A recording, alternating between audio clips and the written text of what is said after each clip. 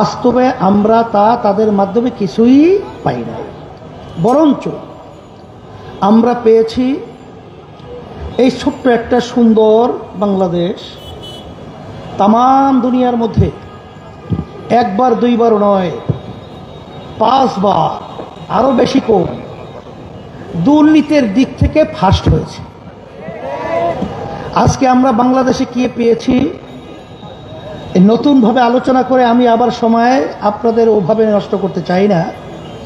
আমাদের সামনে পরিষ্কার, রাস্তায় নামলে খুন, আর অনেক সময় বাড়িতে থাকলেও গুম। রাস্তায় গুম, বাড়িতে খুন। বিভিন্ন পর্যায়ে এই 16-17 বছরে প্রায় 625 জনের মতো মানুষ গুম হয়েছে। খুনের তো আর কোনো শেষ নাই। আর এই বাংলাদেশের মধ্যে আজকে আমরা বারবার বলছি স্বাধীনতা আবার দ্বিতীয়বার আমরা অর্জন করেছি। এখন অনেকে প্রশ্ন করতে পারেন যে আমরা তো 53 বছর আগে দেশ স্বাধীন করেছিলাম, আবার নতুনভাবে স্বাধীনতা কি? আসলে বাস্তবতা হলো এই যে আসলে আমরা স্বাধীন দেশে বসবাস করেছি ঠিক, কিন্তু আমরা বাংলাদেশের মানুষ স্বাধীন ছিলাম না। এখন আল্লাহর খাস মেহেরবানি, এখন আমরা স্বাধীনতা দেশে বাস করছি, স্বাধীনভাবে কথা বলতে পারছি। এখন আমার কথা হলো এতটুকুই যে 53 বছর স্বাধীনতার বয়স হয়ে গেল, আর বিপদ আপদ মুসিবত আমাদের হাতের কামাই। আমরা যেন সামনে আবার আমাদের ভুল সিদ্ধান্তের মাধ্যমে আমরা যেন আবার এই সুন্দর দেশটাকে আবার এরকম পরাধীনতা এবং খুনি এবং চাঁদাবাজ সন্ত্রাসীদের হাতে আবার যেন আমাদের দেশটাকে তুলে না দেয়, এই কথা স্মরণ করে দেওয়ার জন্যই মূলত আমি প্রথমে আপনাদের সামনে কথাগুলো বলছি।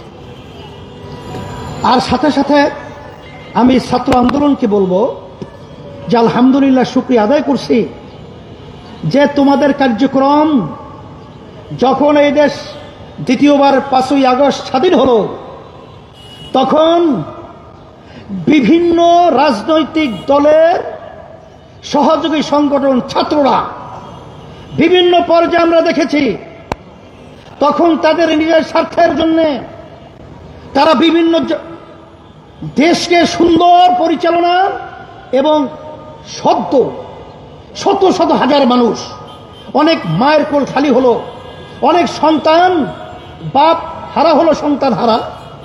মা যখন বলতেছিল কয়েকদিন পর্যন্ত আমার সন্তান আমাকে মা বলে ডাকছে না, সেই কথা ভুলে গিয়ে ওই স্বার্থান্বেষী মহল এই বাংলাদেশের বিভিন্ন পয়েন্টে চাঁদাবাজি, সন্ত্রাসী, জায়গা দখল, বিভিন্ন পর্যায়ে অশান্তি করে তুলে বাংলাদেশকে অস্থিতিশীল করার চেষ্টা করেছে। সে সময় আমি তোমাদেরকে ধন্যবাদ জানাই যে তখন তোমরা বাংলাদেশের সংখ্যালঘু এবং অন্যান্য যারা নাকি বাংলাদেশে অন্যান্য ধর্ম অবলম্বী রয়েছে, তাদের মন্দির, তাদের গির্জা এবং তাদের জান মাল ইজ্জতের হেফাজতের জন্য তোমরা পাহারা দিয়েছ, তোমরা স্বতঃস্ফূর্ত তাদের পাশে থেকে তাদের জান মাল ইজ্জতের নিরাপত্তার দায়িত্ব পালন করেছ। শুধু তাই না, আমরা দেখেছি যখন বাংলাদেশ বিভিন্ন পর্যায়ে যখন প্রশাসন তাদের দায়িত্ব থেকে অনেকটা দেশ বিভিন্ন বিশৃঙ্খলায় সময় পার করছিল, তখন তোমরা রাস্তায় নেমে তখন তোমরা মানুষের যানজট নিরসনের জন্য তোমরা সেখানে ট্রাফিকের ভূমিকা পালন করেছ। আমরা দেখেছি যখন কোনো আহত ছেলেরা কাতরাচ্ছে রাস্তায়, তখন তোমরা তাদের পাশে গিয়ে তাদের সহযোগিতায় কাজ করেছ। আমরা দেখেছি বন্যার্থ যখন নাকি ভারত থেকে পানি ছেড়ে আমাদেরকে না জানিয়ে আন্তর্জাতিক আইন লঙ্ঘন করে আমাদের দেশকে ডুবিয়ে দেওয়ার যখন ষড়যন্ত্র করেছিল, তখন তোমাদের সেখানে স্বতঃস্ফূর্ত স্বেচ্ছাসেবক এবং সাথে সাথে তাদের অন্ন বস্ত্র, তাদেরকে বিভিন্ন চিকিৎসার ব্যবস্থা তোমরা করেছ। আমরা তোমাদেরকে ধন্যবাদ জানাই। আর সাথে সাথে তোমাদেরকে আহ্বান করছি, আসো, এ দেশ যদি সুন্দর একটা সুন্দর দেশ করতে হয়, তোমরা দেখেছ ছাত্রদের সংগ্রাম এই বাংলাদেশকে জালিম সরকারকে, খুনি সরকারকে উৎখাত করার সংগ্রামে বিজয় লাভ করেছে।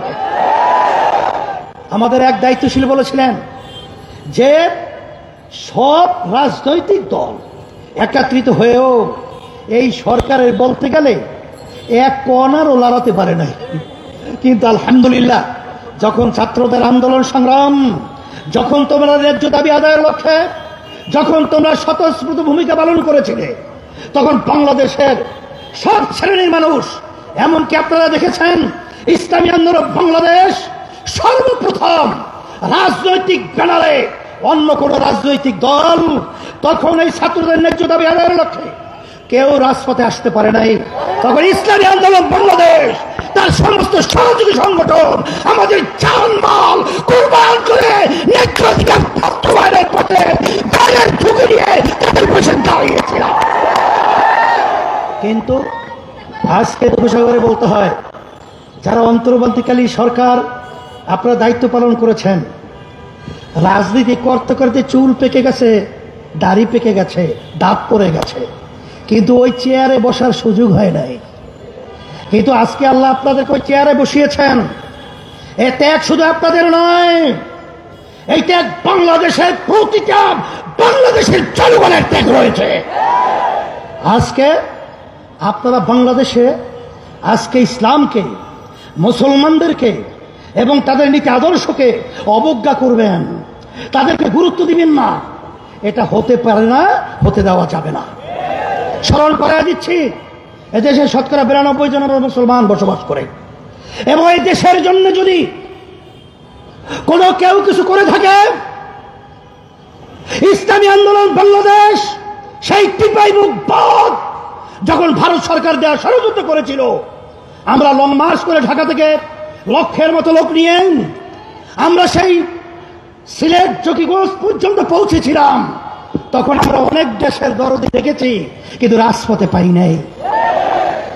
আমরা করোনার সময় দেখেছি, যখন মা সন্তানকে ফেলে পালিয়েছে, স্বামী স্ত্রীকে ফেলে পালিয়েছে, যখন আত্মীয় স্বজন তাদের পাশ থেকে পালিয়েছে, তখন ইসলামী আন্দোলন বাংলাদেশ এবং তার সমস্ত সহযোগী সংগঠন জানের ঝুঁকি নিয়ে তাদের খেদমতের জন্য পাশে গিয়ে তাদের সেবায় নিয়োজিত ছিল। আমরা দেখেছি, যখন বাংলাদেশের মধ্যে কোনো দুর্যোগ, কত অন্যায়, যত অবিচার যখন প্রতিষ্ঠিত হয়েছে, ইসলামী আন্দোলন বাংলাদেশ এবং তার সমস্ত সহযোগী সংগঠন সর্বপ্রথম এর বিরুদ্ধে রাজপথে আমরা আওয়াজ তুলতে ভুল করি নাই। আপনারা ইসলামকে মূল্যায়ন করবেন না, গুরুত্ব দিবেন না, এটা হতে পারে না। আর শান্তি যদি আমরা চাই, একমাত্র ইসলামই হলো শান্তির প্রতীক। তার বাস্তবতা কথা আমি লম্বা করব না। আমি চরমোনা ইউনিয়নে 2003 সালে যখন চেয়ারম্যান